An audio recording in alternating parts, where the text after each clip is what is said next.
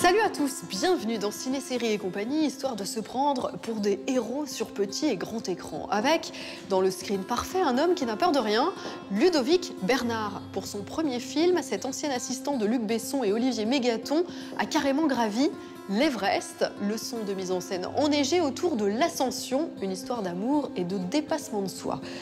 Son métier est véritablement unique au monde. Thierry Frémaux, délégué général du Festival de Cannes et directeur de l'Institut Lumière de Lyon, passe sa vie à voir des films. Mais comment faire pour que le cinéma reste un plaisir? Réponse dans l'extra interview. Madame et série ravira nos oreilles en nous expliquant les liens qui unissent petit écran et musique classique. Et vous saurez tout également sur un genre bien particulier, la série à sketch. Mais tout de suite, on commence avec une héroïne énervée. Elle massacre les zombies comme personne. Milla Jovovich est de retour dans l'ultime volet de la saga Resident Evil.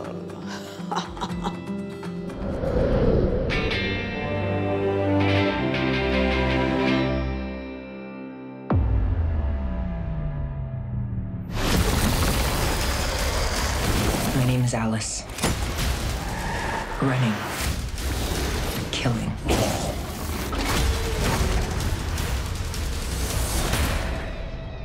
This has been my whole life. Ça n'est pas toute une vie, mais voilà 15 ans que Milla Jovovich, ou plus exactement Jovovich, incarne la guerrière ultime, Alice, héroïne de la saga Resident Evil. Il faut dire que la belle, révélée par Luc Besson dans Le 5e élément, puis Jeanne d'Arc, a un goût certain pour les femmes d'action et la baston. Mais quand elle tue des zombies, c'est en famille, sous la direction de son mari Paul Anderson, et dans ce dernier épisode, face à sa petite fille. Satellites show there are 4,472 humans remaining on the surface of the Earth. They will cease to exist in under 48 hours. What do you remember about the woman, the actress you were 15 years ago when you started shooting the first film? I was wild. You know, I was like, just turned 24. I was dating, partying. You know, I was sort of, in my own head, I was like the best thing in the world. You know, it's amazing. I mean, that's what youth is all about, I guess, is, you know, that cocky self-confidence. And in that final chapter, what was the most challenging and maybe rewarding scene you had to shoot? The whole thing was challenging. I just had a baby 4 months before. So, you know, to lose the baby weight, especially I gained so much weight. I gained 75 pounds, which I don't know what that is in kilos, but it's a lot of kilos, like 30 plus kilos. And so, I mean, that was a nightmare. It was definitely the hardest time I've ever had, you know, preparing physically for one of these movies. But I would say the most rewarding part was working with my daughter. Here to gloat. When she was 5, she came up to me and said, "Mama, I want to be an actress." And I thought, oh my gosh, here we go. My worst nightmare is coming true. But she was really adamant that she wanted to do it. So I said, well, you got to go to acting class, but it's on the weekend. And I thought for sure she'd be like, forget about it. But no, she said, yes, I want to do it. She's so good. I mean, an actress twice her age wouldn't be able. I've never had an English accent in a movie. I mean, so she's already kind of outdone me. What do you want from me? You want me to say that you've won? You've wiped out humanity. No, quite the opposite. I want you to stop me. To stop me. I want you to stop me. Behind you.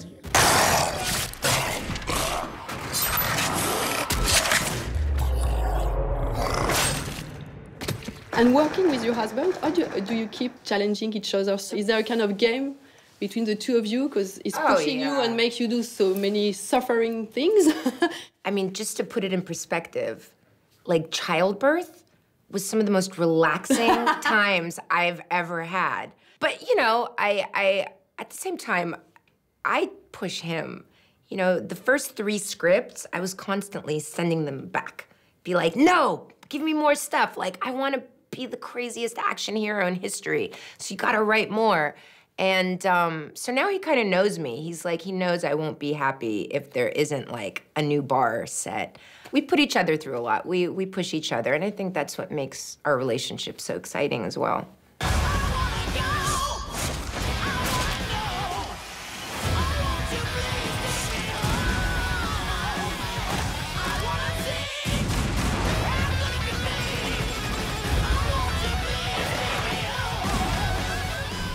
Why are you so attracted by strong female figures? I read that when you were a child, you were bullied at school, so I was wondering if maybe choosing this kind of character was kind of a revenge on life. You know, I guess I've always done things my own way, and I've always kind of fought the establishment in so many ways. Like, you know, people told me that I couldn't model and be an actress, or be a singer. Or, you know, or people said, oh, you're a model, so you're gonna play the pretty girl or the sexy girl or whatever. And, you know, I was like, that was boring for me. And I said, no. You know, I was always attracted to action. You know, my father and I used to watch Kung Fu theater growing up, and so Bruce Lee was always like an idol for me. You know, also somebody that I always admired growing up was Sigourney Weaver, because when I saw her in Aliens, it was like, something exploded in my head, and I said, wow, women can do this. And I believed her. And then I kind of didn't see anything else that had that same magic. So I guess, you know, I did The Fifth Element. And I went, wow, I can really do this. You know, I love the training, I love the martial arts, I love the choreography, the wire work.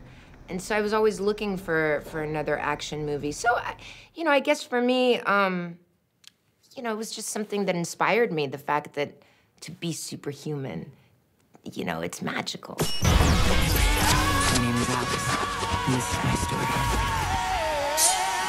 What will be the next adventure as an actress? You know, listen, my life is such an adventure. I've always done so many things, and, you know, I feel like the journey is still long and, you know, God willing, it's gonna take me to many different places. Just finished what I hope is an amazing movie, but I played an incredible character in the new Rob Reiner movie called Which is Shock a political and Awe. film? Yes, based on a true story. I play Woody Harrelson's wife, and actually, I got a chance to meet the real woman who I portrayed, and that was so fascinating and so amazing, and to connect with the person I'm playing, to be able to change the script based on her words. I was so inspired, you know, so I would love to do more like things based on true stories. I mean, I don't know, but it's always gonna be exciting. I have a last request. We have a little tradition, is to give you the last word of this interview. So if you want to write a word you like because of how it sounds, because of what it means, because it's a word you like, I don't know. I mean, it's just the first word that popped into my head, and I'm writing like a 5-year-old. My daughter actually goes to a French school, so her writing is so beautiful.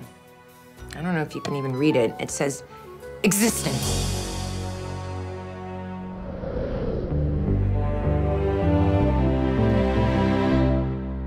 Cette semaine, Madame et Série élève son âme au son de la musique classique, bande originale favorite des séries. Pour en parler, nous avons invité Christophe Dillis, chef d'orchestre sériephile, qui commence par nous expliquer ce qu'on appelle musique classique. Ce qu'on appelle musique classique dans les séries ou même au cinéma, c'est toute forme de musique qui a été composée pas pour ce moyen-là. Cette musique-là s'étend sur plusieurs siècles, que ce soit des moines du XIIe siècle ou un concerto pour piano de Beethoven ou de la musique répétitive américaine du XXe siècle. On peut faire glisser le sens et aller même jusqu'au jazz. Et il y a cette série Trémé sur la musique de la Nouvelle-Orléans, qui est une série un peu documentaire sur comment cette musique-là est faite. Il y a des titres qui sont composés pour cette série-là, mais il y a aussi des reprises.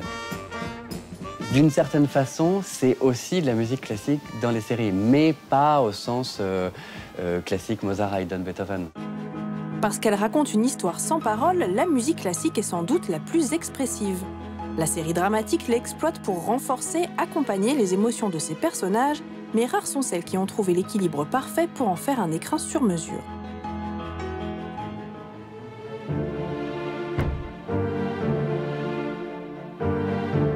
Mettre de la musique classique aujourd'hui, c'est toujours un choix. Dans The Good Wife, c'est une musique qui est toujours composée pour la série. Et s'il y a des extraits musicaux de musique classique, c'est très rare et ça passe quasiment inaperçu dans un matériau qui est composé à l'image de cette musique-là. On est vraiment dans une musique très schubertienne. Donc très trio à cordes, très piano, très sombre et en même temps très élégante.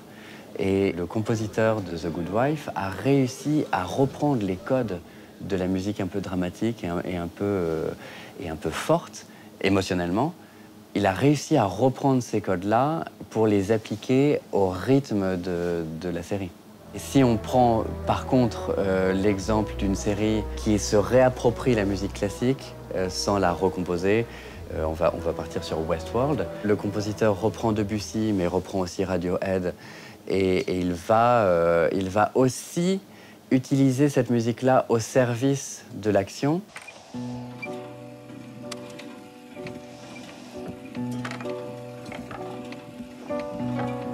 Le piano mécanique est utilisé comme une sorte de moulinette, où on prend des musiques très vivantes, que ce soit Debussy ou Radiohead, et on le met dans ce piano mécanique, et tout à coup, on entend une nouvelle musique. On entend une musique qui est mise à plat et qui correspond parfaitement à l'émotion ressentie par les robots, ou pas ressentie, justement. Comme la ville de Baltimore pour The Wire, la musique peut parfois devenir un personnage de la série. Elle apporte alors une nouvelle dimension, comme c'est le cas dans Hannibal, série onirique et luxueuse où rien n'est laissé au hasard. C'est très très particulier dans Hannibal parce que toutes les musiques sont choisies avec un soin extrêmement précieux et elles viennent préparer l'horreur. Before we begin, you must all be warned. Nothing here is vegetarian.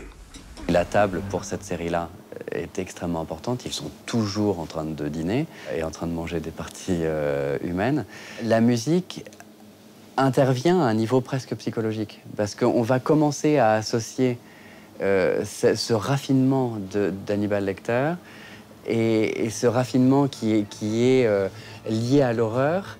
Et cette musique vient servir ça, vient servir cette double dimension d'Hannibal Lecter. Et quand on entend cette musique qui peut être joyeuse ou en tout cas élégante, psychologiquement, on lui applique quelque chose en plus. Et c'est là où le rôle du spectateur est en fait important dans la perception, c'est que le spectateur va commencer à plaquer des choses qui n'existaient pas sur cette musique-là. Et ça, c'est très fort, d'arriver à faire dire des choses en plus à cette musique-là. Contrairement à ce que l'on pourrait croire, l'aspect élégant ou intellectuel de la série dramatique ne lui confère pas l'utilisation la plus optimale de la musique classique. Pour Christophe Dillis, c'est un autre genre bien différent qui en fait une colonne vertébrale parfaite. Je pense que le genre qui respecte le plus la musique classique, finalement, c'est la comédie. Parce que la comédie, en termes de timing, est beaucoup plus exigeante que le drame. The big windows, the classical music, it's like we're in a movie. Turn it up, handsome. You got it. Si on pense à Modern Family, il y a un épisode où la mère de famille ne veut pas partir en vacances avec sa famille et lui, il a acheté une sorte de camping-car et elle essaye de faire en sorte que ça se passe mal. Et l'action est accompagnée par ce qui passe à la radio.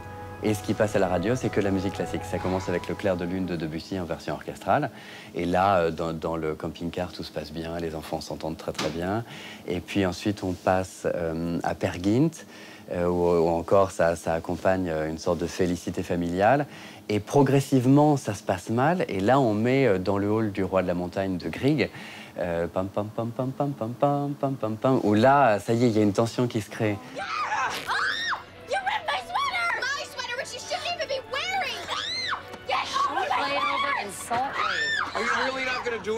C'est une utilisation qui est beaucoup plus intelligente, qui prend en fait beaucoup plus en compte la dynamique propre à la musique que le genre dramatique à la télé, je pense.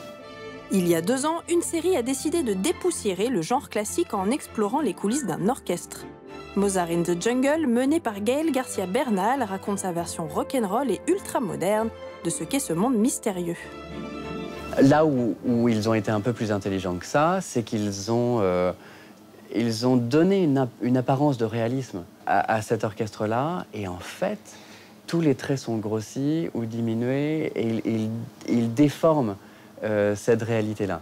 Et du coup, en tant que chef d'orchestre, c'est très intéressant de voir ça, de voir comment on peut faire plaire au public, cette musique. C'est en montrant des coulisses qui sont en apparence réalistes, avec un syndicaliste, avec toutes les intrigues amoureuses entre les gens de l'orchestre. Et cette apparence complètement fantastique de ce chef d'orchestre chevelu, complètement barré dans sa musique, et qui ne vit que pour sa musique. The first violin played sharp 17 times in the first movement alone, and we weren't able to perceive Tchaïkovsky's desired dynamic shift from bars 27 to 34. Il y a aussi un aspect visuel qui est très fantastique aussi. Il y a des couleurs et des cadrages et puis des plans qui sont... Quand il filme l'orchestre dans Mozart in the Jungle, c'est pas les plans habituels qu'on a quand on a une captation de concert. On va s'intéresser aux personnes qui jouent. Et même si c'est pas très bien fait, même si Gaël Garcia Bernal dirige comme un pied, c'est pas ça le principe, quoi. On remet de l'humain dans la musique classique. Faire vibrer, émouvoir, appuyer un rire, la musique classique a un rôle essentiel dans nos séries chéries.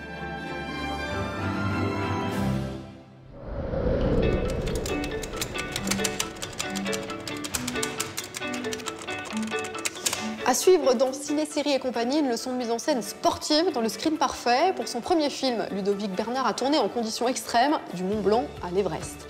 Vous saurez tout grâce à la loi des séries sur un format bien particulier, la série à sketch.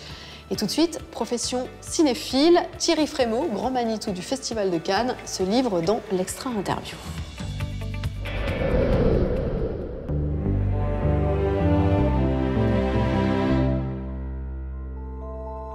C'est un spectateur vraiment pas comme les autres. Thierry Frémaux, délégué général du Festival de Cannes et directeur de l'Institut Lumière de Lyon, œuvre avec la même passion pour l'avenir et le passé du 7e art et voit des films à longueur de journée. Plus de 1000 par an, avoue-t-il. Une drôle de vie, un métier unique qu'il relate dans un livre en forme de journal. Avec, entre les lignes, une question : comment faire pour garder le plaisir intact ? Quand est-ce que vous avez compris, Thierry Frémaux, que le cinéma serait la grande affaire de votre vie, le grand amour de votre vie ? Parce que dans le livre, vous expliquez que finalement, c'est difficile pour vous d'établir un moment ou un acteur ou un film qui aurait engagé votre cinéphilie pour la première fois. À différents âges de la vie, il y a des films, il y a des metteurs en scène, des acteurs, des histoires qui vous frappent. Et globalement, moi, je tiens que tout le monde aime le cinéma. J'aimais le cinéma, mes frères et sœurs aimaient le cinéma, et mes copains à l'école aimaient le cinéma. Et puis vers l'âge de 14, 15 ans, 16 ans, vous allez au cinéma avec les amis, et puis vous apercevez que peu à peu, vous n'allez pas voir les mêmes films, où il y a des disputes sur... comme au fond dans le public, c'est-à-dire des gens qui veulent avoir des choses un peu grand public, populaire, ou moi qui commençais à vouloir découvrir des choses différentes. J'allais voir des films en VO, je m'intéressais au nom des metteurs en scène. Martin Scorsese dit toujours que quand on retient le nom des metteurs en scène et pas des acteurs, ça y est, c'est qu'on est cinéphile. Un jour de mars 1895, l'aventure commence. 17 mètres de pellicule, 35 mm de large, 50 secondes d'une éternité qui dure encore. Il y a le journal du cinéphile professionnel, mais Thierry Frémaux signe également un documentaire où il commente plus d'une centaine d'œuvres des Frères Lumière. Vous rendez hommage une nouvelle fois à l'inventivité des Frères Lumière en présentant une somme de pépites qu'il a fallu choisir parmi 1422 films. Eux, vous les avez découverts quand ? C'est l'enfance ou c'est bien plus tard ? Non, c'est bien plus tard. C'est-à-dire que moi, je suis comme tout le monde. Si vous allez dans la rue, en demandant aux gens, vous connaissez le cinéma de lumière ? Ils vous diront évidemment, on connaît... Là, ce film, là, là, le train, là, ou l'arroseur arrosé, bon. Et les gens vont citer 3 titres, 4 titres, 5 titres, pas plus. Et c'est une histoire assez belle parce que je vais à la conférence de presse qui annonce la création pour l'année suivante de l'Institut Lumière à Lyon, en 1982. Donc j'étais tout jeune, je travaillais dans une radio. Et à un moment, ils disent, bon, puisqu'on est là, on va voir quelque chose. Et là, on voit la sortie des usines lumière. Et on apprend même que vous avez montré ces films à Michael Jackson, qui en a enlevé ses lunettes noires. Ah oui, ça doit Michael être des Jackson, souvenirs assez incroyables. Faire une conférence de presse à l'Institut Lumière et il était un peu, quand même, un peu comme ça, imperméable. Il avait un entourage terrible. Tout le monde était pétrifié de peur devant lui. Et je lui dis, ben voilà, on est ici. Vous savez que... Ah ben non, je savais pas. Donc je vais vous montrer les premiers films. Ah ben d'accord, on y va. Alors on était toute une série. Et comme je le fais dans le film, je lui commente un petit programme d'une vingtaine, d'une trentaine de minutes. Et en effet, au bout de 2 films, il a enlevé ses lunettes noires. Et après, il a été extrêmement pertinent sur les questions qu'il a posées sur ce cinéma primitif. Non, ça avait été un très beau moment. À quel moment le cinéma est-il uniquement un plaisir? Vous le racontez dans le livre, vous le dites, le travail est un plaisir, mais le plaisir est devenu un travail. Donc est-ce que vous arrivez encore à voir des films juste pour le plaisir? Oui, je dis ça quand on... Et peut-être qu'à vous, ça vous a fait la même impression. Quand on commence à travailler dans le cinéma, en effet, le travail est un plaisir parce qu'on est payé pour voir des films, etc. Mais au bout d'un moment, ce qui était autrefois un plaisir personnel, intime, secret, devient un travail. On voit beaucoup de films en DVD par lien désormais, en projection de presse, de manière, si j'ose dire, obligatoire. On a rendez-vous pour voir un film. C'est pas « tiens, j'irais bien au cinéma, moi ». Bon, mais le « tiens, j'irais bien au cinéma », oui, c'est quelque chose que je ressens encore très fort. Je me souviens trop de... Lorsque j'ai vu Il était une fois en Amérique, et je l'ai vu, j'étais seul. Et c'est un film qui me laisse une telle force qu'après, j'étais content que personne ne venait me parler, quoi. Il y a des réalisateurs qui ne vous quittent jamais, dont vous aimez voir et revoir les films? Moi, je suis par fonction presque dans les cinémathèques très ami avec plein de vieux cinéastes. Et c'est à un certain moment, il faut faire attention à eux. Et j'ai toujours considéré que mon travail de cinémathécaire n'était pas seulement de veiller sur les œuvres, mais de veiller aussi sur les artistes, sur les hommes. Et quand on a montré la copie restaurée de Cléopâtre, de Joseph Mankiewicz, avec la Fox à Cannes, il y a 2 ou 3 ans, j'ai revu, lui est mort il y a 25 ans, mais sa femme et sa fille sont toujours de ce monde. Et on s'était pas revus depuis le moment où nous nous rencontrions avec Joe Mankiewicz. Et voilà, et pour moi, c'est tout aussi important. Un Jerry Schatzberg, Palme d'Or à Cannes pour l'Épouvantail, qui est toujours là, new-yorkais, qui vient souvent à Paris. Voilà. Mais après, il y a aussi plein de jeunes cinéastes, ou de plus jeunes, ou de moins vieux, si j'ose dire, avec lesquels on se parle. Cette nuit, par exemple, j'ai reçu un mail de Alejandro González Iñárritu, le cinéaste mexicain, couvert d'Oscars et de gloire et d'avenir, parce qu'on est très copains. Alors, on a peut-être un petit projet ensemble. Et je m'aperçois que je tiens cette place-là parce que je suis le délégué général du Festival de Cannes et que pour eux, Cannes est comme une sorte de maison commune. Et que c'est nous qui la tenons. Donc il faut qu'on la tienne propre, accueillante, généreuse. Voilà, donc oui, mes amis sont devenus beaucoup des comédiens, des cinéastes. Ouais. Alors dans cette vie de cinéma, quelle place y a-t-il pour la série? D'abord, avant que ça s'appelle des séries, ça s'appelait des feuilletons. Et là, je suis incollable sur Amicalement Vôtre. Je suis incollable sur évidemment Colombo. Je suis incollable sur Miami Vice, etc. Bon. Et j'adorais ça. Martin Scorsese m'a montré avant tout le monde le premier épisode de Vinyle. Et j'avais l'impression de regarder un film de Martin Scorsese qui faisait de la télévision.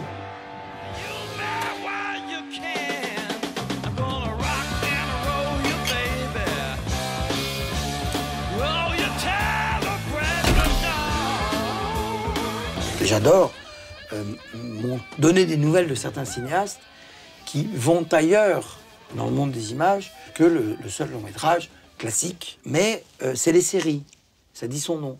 Le cinéma, c'est un prototype. Quand est-ce qu'il y a trop de cinéma dans votre vie? Jamais. Et je me suis rendu compte il n'y a pas longtemps que, quand même, je pense, depuis l'âge de 14-15 ans, quoi, je pense que je ne fais que parler de cinéma. Mais parce que le cinéma, c'est la vie. Oui. Donc de parler de cinéma, c'est parler aussi de l'histoire du monde, l'histoire des pays, des cultures différentes, quoi. Et ça, alors là, avec l'âge, on fait attention à ça. Jamais lassé ni rassasié, Thierry Frémaux poursuit son marathon de projection en quête de pépites à offrir aux yeux du monde. Cannes célébrera cette année sa 70e édition. La fête promet d'être belle.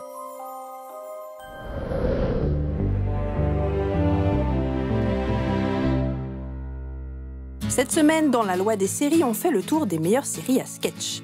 Une série à sketch, c'est quoi? C'est un ensemble de scénettes comiques jouées par un groupe de comédiens et rassemblées pour faire des épisodes de 20 minutes, le temps accordé à une sitcom. C'est un format économique où tout repose sur l'humour et les situations. Comme nous sommes sympas, nous avons fait un tri drastique pour en sélectionner les 3 meilleurs, rien que pour vous.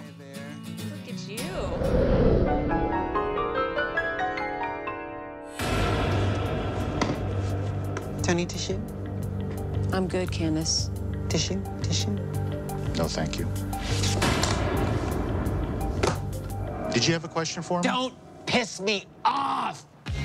Créé par Fred Armisen, ancien auteur du Saturday Night Live, et Carrie Brownstein, chanteuse du groupe de punk rock Sleater-Kinney, Portlandia dresse le portrait de la ville la plus hipster des États-Unis, Portland. I have no doubt you will choose Portland as your home. Le duo incarne des dizaines de personnages décalés et hilarants, toujours embarqués dans des situations cocasses ou surréalistes. That's hilarious. La série accueille des guests ultra classe comme le légendaire Kyle MacLachlan, qui incarne le maire de la ville, le merveilleux Steve Buscemi, en grincheux jamais content, le patron du stand-up US Louis C.K. ou encore le leader de Pearl Jam, Eddie Vedder. Wait, what is that? Oh, yeah, it's a tattoo. Porté par un duo d'acteurs, piliers de comédie centrale, Key & Peele s'attaque avec un humour mordant aux dérives de la société. I have met with President-elect Trump and have pledged my support in his transition. He doesn't even want the job, y'all. I saw it in his eyes. The dude was shook. The only reason he ran is because his factory in China made too many red hats. It's the Keegan-Michael Key et Jordan Peele passent l'Amérique à la moulinette et parlent de tout sans tabou. Racisme, politique, homophobie, machisme, tout y passe. Got it good last night. Oh, it was like, damn! I mean, my man was like, blop! Like he had a baby arm holding on to an apple. Ah, don't call it a baby arm. Oh, I see. See, you can't handle hearing about how I'm gay. I'm sorry. Key & Peele s'est arrêtée en 2015 après 54 épisodes, mais elle est disponible sur YouTube, où elle atteint jusque 20 millions de vues. Elle collectionne les récompenses, dont 2 Emmy et 1 Peabody Award.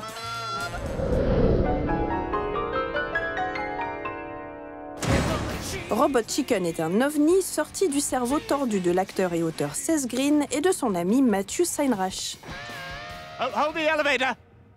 I remember this. What's your ID number? It's 1142. Eat my ass. Les sketchs subversifs de cette série unique en son genre sont réalisés non pas par des comédiens, mais par des jouets et des figurines, détournés pour le meilleur comme pour le pire. Whatever the result, I still love you. We'll keep trying, baby. We'll keep trying. Bénéficiant d'une liberté totale de création, le duo infernal s'autorise toutes les audaces et joue sur la nostalgie de son public en reprenant des figures qui leur sont chères et en leur faisant faire littéralement n'importe quoi. Oh, sorry I'm late, Batman. Oh, crap, I forgot to take off the pink mustache, didn't I? Les blagues les plus courtes sont-elles les meilleures? On commence à le penser grâce à ces livraisons d'humour version fast-food à grignoter partout, tout le temps.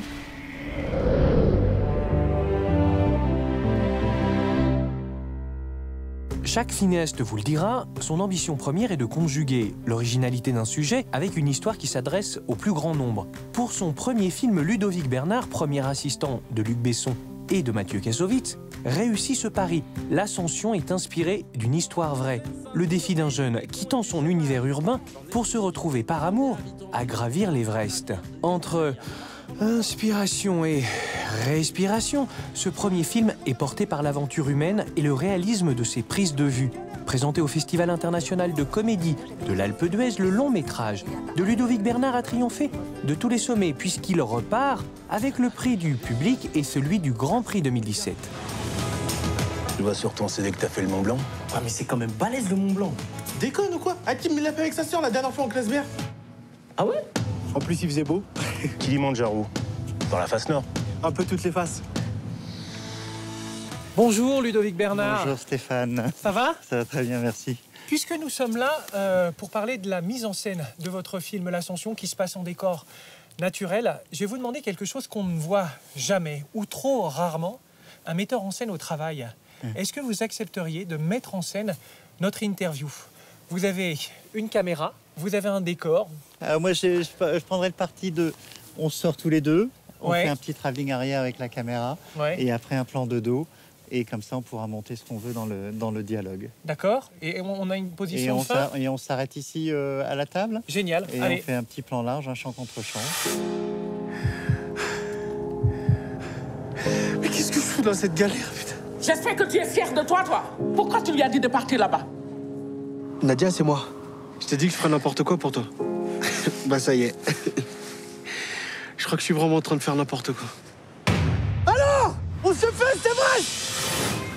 Alors, ce premier film, Ludovic Bernard, c'est pas un film autobiographique. On pourrait s'attendre d'un premier film que ça raconte quelque chose de personnel. Comment Non, ce je sujet crois vous est pas. venu? Le sujet traînait à la Cité du cinéma depuis un petit moment, et Luc en a entendu parler et est venu me voir. Luc, c'est Luc Besson. Pardon. Luc Besson est venu me voir en me disant « Tiens, ce serait un bon scénario pour toi, ça ». Et donc j'ai rencontré Laurence Lascari, la productrice, et on s'est très vite entendu avec Laurence sur comment on voyait le film ensemble. C'est un film qui se passe en milieu naturel, comme ici. Alors, est-ce que vous avez tourné en pellicule ou en numérique? Et quelles ont été les principales difficultés techniques que vous avez rencontrées? Alors on a tourné en numérique, et tous les films se font en numérique maintenant pratiquement. Il n'y a plus beaucoup de pellicules. Mon seul ennemi, c'était la fatigue. Au Népal, où on marchait 4-5 heures par jour, qu'on tournait en même temps, que... Au fur et à mesure qu'on montait, l'ascension était de plus en plus difficile parce qu'on arrivait en haute altitude, et les nuits sont de plus en plus courtes, on dort très mal. Et vraiment, mon principal ennemi, c'était la fatigue, et la fatigue qui empêche de voir ce qu'on est en train de tourner, de la lucidité. D'ailleurs, on est le premier film de fiction à avoir tourné au camp de base de l'Everest, et on est le film qui a tourné le plus haut. Voilà. C'est-à-dire plus de 5000 mètres, je crois. 5364 mètres. Quand j'ai rencontré Luc Jacquet, qui tourne lui aussi dans des conditions extrêmes, il me disait qu'il faisait venir un travelling, il faisait venir de la machinerie. Comment vous avez travaillé, vous, avec la machinerie? Vous avez voulu vous encombrer, entre guillemets, de ça, ou vous avez voulu être le plus léger possible? Alors, j'ai voulu m'encombrer de tout ça parce que je voulais pas que ce soit un film à l'épaule. Je voulais pas que ce soit une caméra heurtée. Je voulais vraiment raconter le récit, que ce soit très linéaire. Donc, on a fait beaucoup. On avait, je sais plus, deux, trois rails, c'est-à-dire 6 mètres de rails. On avait un plateau seulement. On n'avait pas de dolly quand on était au Népal. Et au Népal, on avait par contre un Steadicam.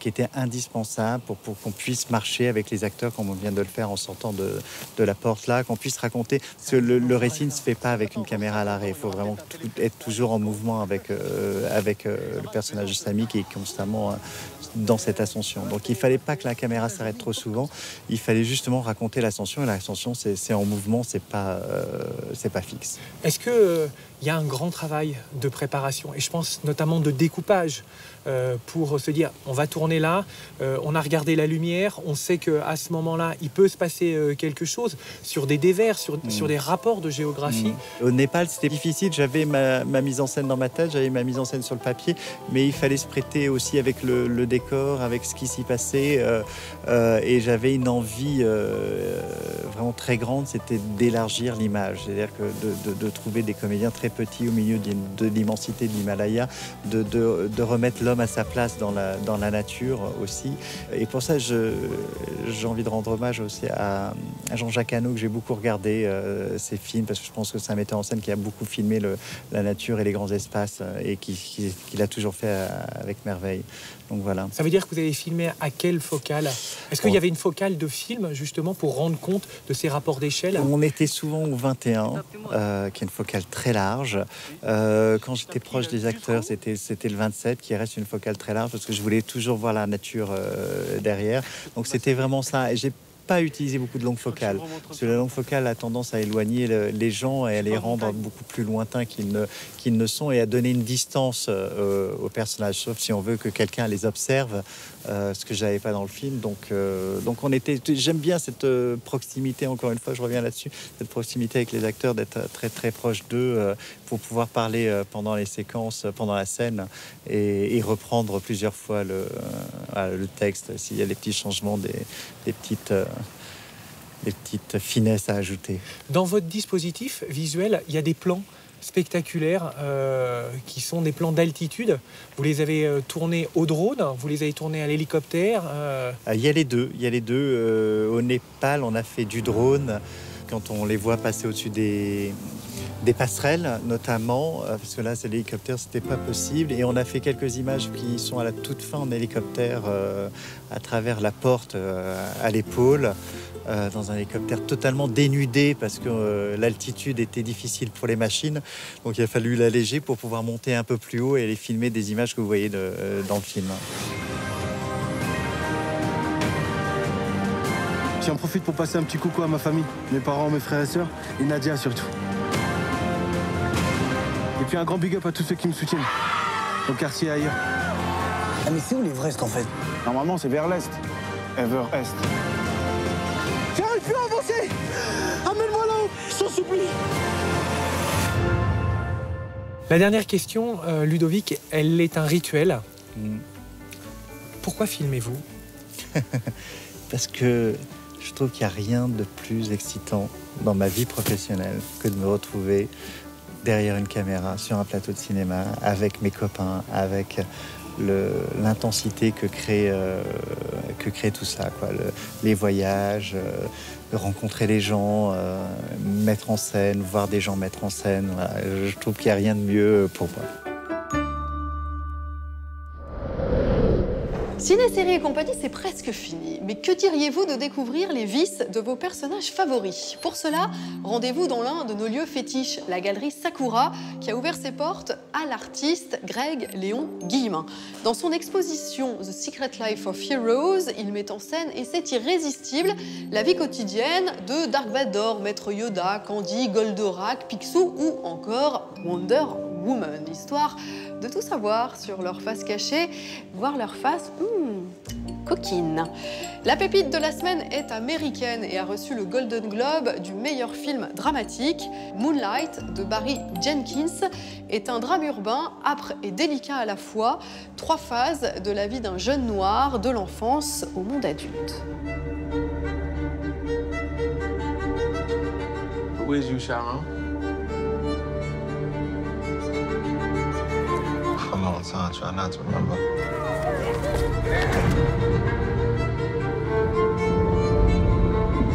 Try to forget all those times. At some point, you gotta decide for yourself who you're gonna be. Can't let nobody make that decision for you.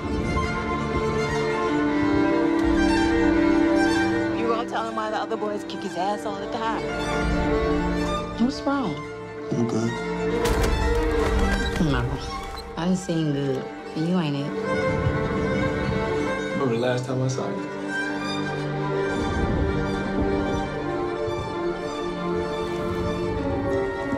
You're my only.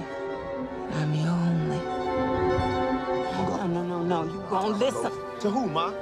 Huh? To you? Who is you, man? I ain't seen you in like a decade.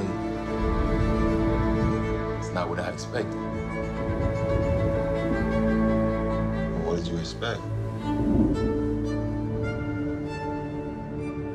Ciné, série et compagnie, c'est vraiment fini cette fois-ci, mais on se retrouve la semaine prochaine pour une nouvelle traversée des écrans. Salut!